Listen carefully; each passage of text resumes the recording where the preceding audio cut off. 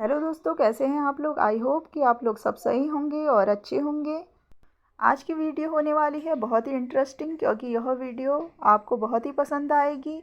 और अगर पसंद आएगी तो चैनल को सब्सक्राइब करना बिल्कुल ना भूलिए और साथ में ही लाइक और शेयर भी कर दीजिए।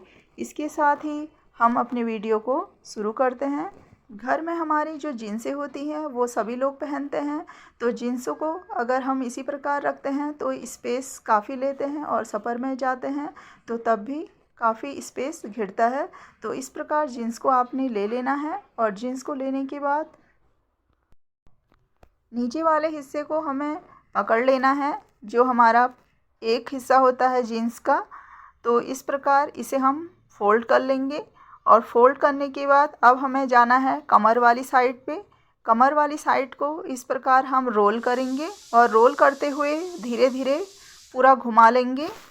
और रोल बनाते समय आपने इस बात का भी ध्यान देना है कि रोल आपको पतला ही बनाना है। अगर आप रोल जितना पतला बनाएगी तो जीन्स का तय आपका उतना ही अच्छा होगा। तो यहाँ पर देखिए हमने रोल बनाकर तैयार कर लिया है।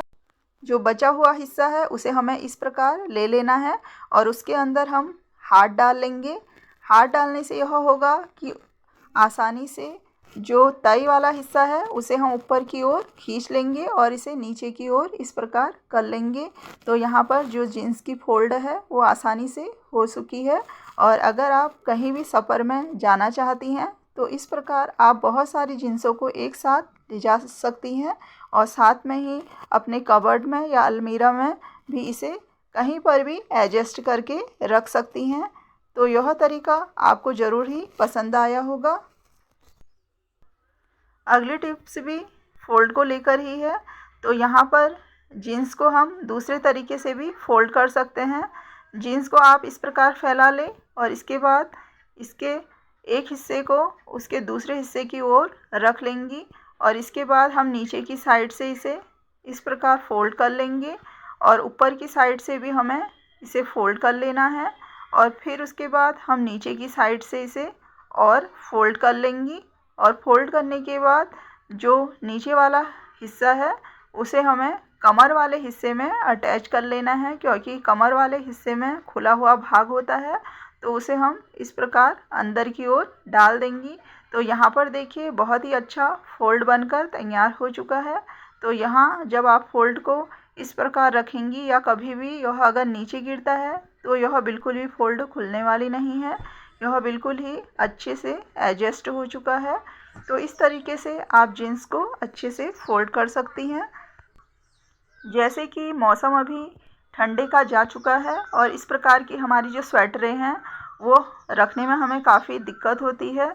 और साथ में ही अगर हम इन स्वेटरों को रख लेती हैं तो फिर भी इसमें धूल और धुंध छा जाती है, क्योंकि इसके ऊपर डस्टिंग अगले एयर आने तक लग ही जाती है। तो इस प्रकार आप इसे अगर फोल्ड करके रखेंगी तो डस्टिंग बिल्कुल भी नहीं जाएगी। तो इस प्रकार आप स्वेटर के बटन लगा लेनी है और स्वेटर को बटन लगाने के बाद आपने इसे इस प्रकार फोल्ड कर लेना है। देखिए यहाँ पर जिस प्रकार हम फोल्ड कर रहे हैं तो आपने इसे इसी प्रकार फोल्ड करके रखना है।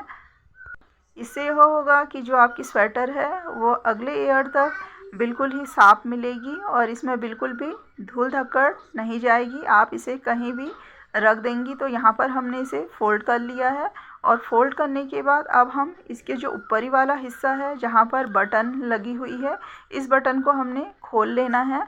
और खोलने के बाद अब इसे हम इस प्रकार घुमा लेंगे, इसे उल्टा कर लेंगे।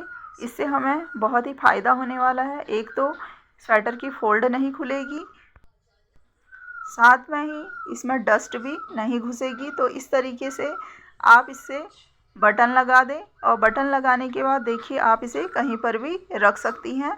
तो यह टिप्स भी आपके लिए यूजफुल रही होगी। तो चलते हैं अपने नेक्स्ट टिप्स की ओर।